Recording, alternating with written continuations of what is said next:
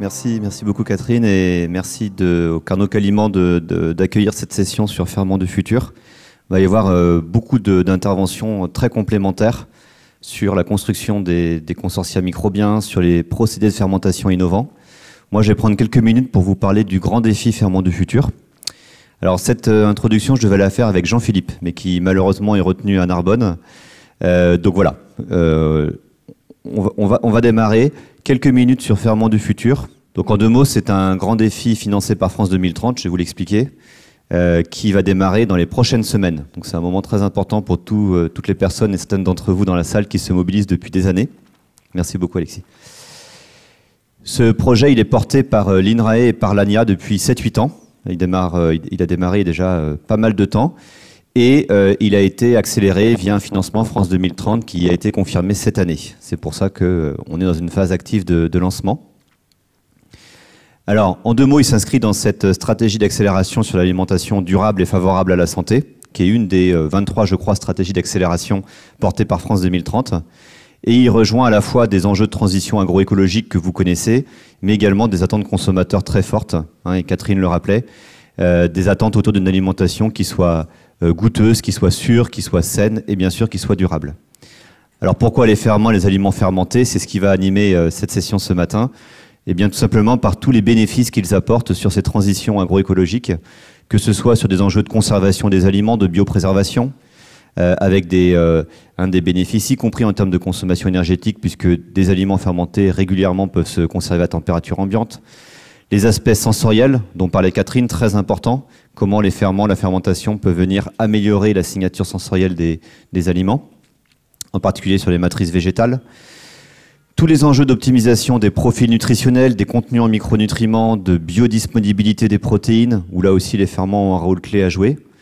Et puis, avec les impacts du changement climatique sur la qualité des matières premières, la capacité qu'a la fermentation à tamponner finalement ces variations de matières premières pour proposer aux consommateurs des produits qui soient stables et qui soient bien maîtrisés. C'est par exemple très vrai dans la filière vin, comme vous le savez. Donc ce grand défi Ferment du futur, il a été entériné courant 2022 avec un financement sur 10 ans de quasi 50 millions d'euros pour accompagner la recherche et l'innovation. Donc en quelques mots, je ne vais pas prendre trop de temps, on est sur un dispositif qui s'intéresse de façon assez large finalement à mieux comprendre les ferments, mieux explorer la biodiversité. Et on aura ce matin plusieurs interventions sur comment on peut travailler sur des assemblages par ordinateur de micro-organismes pour aller explorer certaines fonctionnalités. Et comment, bien sûr, ensuite, on peut passer sur des phases expérimentales avec des procédés de fermentation innovants. Et puis, au-delà des ferments, bien sûr, donc la production d'aliments fermentés et tous les attendus que je citais auparavant, y compris en termes de conservation, mais pas que. Donc on est vraiment sur un chantier assez large qui doit permettre de répondre très directement aux enjeux de transition agroalimentaire. Concrètement, le grand défi Ferment du futur s'appuie sur un consortium d'acteurs publics et privés. Donc actuellement, on a environ 5-6 acteurs publics qui sont fortement mobilisés, au-delà d'INRAE. Et puis on a également une vingtaine d'acteurs industriels de toute taille, depuis des startups qui sont d'ailleurs en partie représentés dans la salle aujourd'hui, jusqu'à des grands groupes qui sont également représentés dans la salle aujourd'hui, pour venir mettre leur énergie en commun pour définir, pour sélectionner des projets de recherche pertinents et puis pour passer à l'échelle à travers des projets compétitifs. Voilà. Donc cet écosystème, il va travailler à travers un accord de consortium. Alors, petite pub au passage, l'accord de consortium, on y travaille depuis des mois, il est en cours de finalisation et il est encore temps, pour ceux qui le souhaitent, de rejoindre Ferment du futur en tant que membre fondateur. On a encore quelques semaines devant nous, le lancement étant programmé pour le 12 décembre, ici même, pour le lancement opérationnel. Et donc, Ferment du futur va s'appuyer sur deux dispositifs principaux. Une plateforme d'innovation qu'on va installer sur le plateau de Saclay, dans l'écosystème scientifique de Paris-Saclay, avec une ouverture programmée début 2024. Et puis, d'ores et déjà, un réseau d'unités de recherche, INRAE, spécialisé dans les thématiques de Ferment du futur, depuis la microbiologie, les procédés, les data, de façon à pouvoir dès à présent lancer des projets pré-compétitifs et compétitifs. Alors les axes principaux de Ferment du futur, je vais commencer par les axes verticaux. On va s'intéresser beaucoup aux interactions entre le microbiote alimentaire et les matrices alimentaires.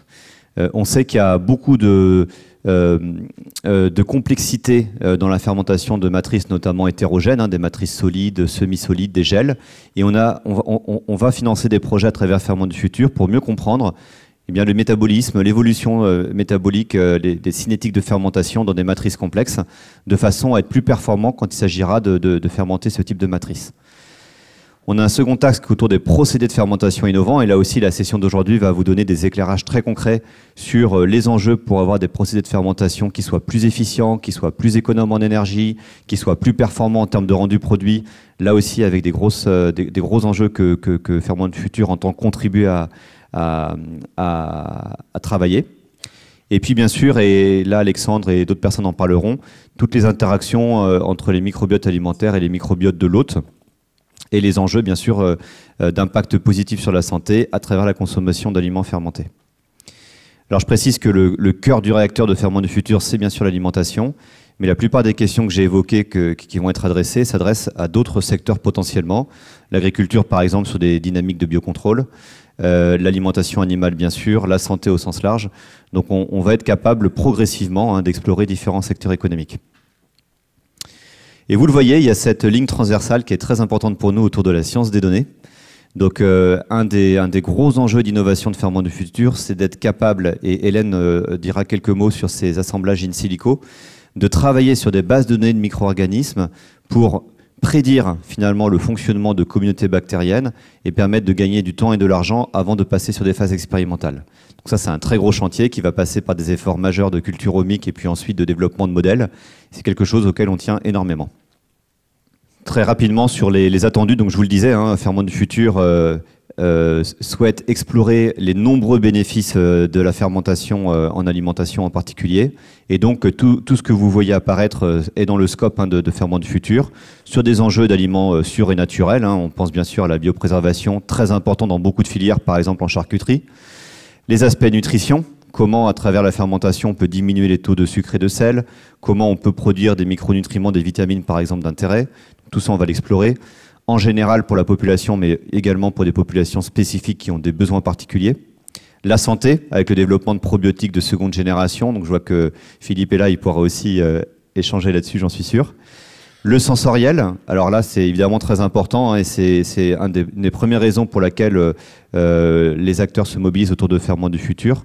Comment développer des procédés de fermentation qui permettent effectivement de garantir une signature sensorielle optimale aux aliments et notamment, une fois de plus, aux aliments d'origine végétale. Et puis la durabilité. Donc je parlais de l'adaptation finalement, la fermentation comme un levier pour tamponner les variations de matières premières. Mais il y a aussi, et moi j'ai découvert en discutant avec les différents acteurs, des gros enjeux sur l'empreinte environnementale des procédés de fermentation eux-mêmes. Comment sur des enjeux de réduction d'utilisation d'énergie, d'eau, de recyclage des déchets, on peut être plus performant dans les années qui viennent. Voilà. Donc, dernière slide pour vous dire que, je vous l'ai déjà dit, l'accord de consortium est en cours de finalisation, mais vous pouvez venir me voir aujourd'hui ou venir voir Nadège, qui est juste ici, notre business developer, pour parler de Ferment du Futur, si vous souhaitez des informations. Lancement opérationnel prévu ici même le 12 décembre. Et puis, très concrètement, on est en train de travailler un appel à projet, un premier appel à projet, qui sera lancé toute fin 2022, tout début 2023, pour financer une première série de 5 à 7 projets pré-compétitifs. Et ce schéma d'appel à projet se répétera tous les ans, donc je vous le signale aussi pour que vous puissiez y être attentifs, et permettra de financer des projets de recherche pour les membres publics du consortium, mais au-delà, c'est ouvert à tous les acteurs de la recherche publique en France. Et puis, je vous le disais, on a signé le bail pour les locaux à Orsay, à Saclay, et donc on va installer progressivement notre plateforme d'innovation en la construisant en partenariat avec les acteurs du consortium. Voilà. Avec un objectif prévu fin 2023, début 2024, en tout cas pour une première phase. Voilà, je vous remercie en tout cas de votre attention et je suis donc ravi d'accueillir les intervenants qui vont nous parler à la fois de l'exploration de la biodiversité, tous les enjeux d'innovation autour de l'analyse des micro-organismes, de leurs combinaisons, de leurs effets, en termes de modèles notamment, et puis une seconde série de sessions, de présentations, pardon, sur la partie procédés, puisqu'une fois qu'on a les bonnes bactéries, les bonnes levures, c'est très important de travailler à optimiser les procédés de fermentation. Merci à tous.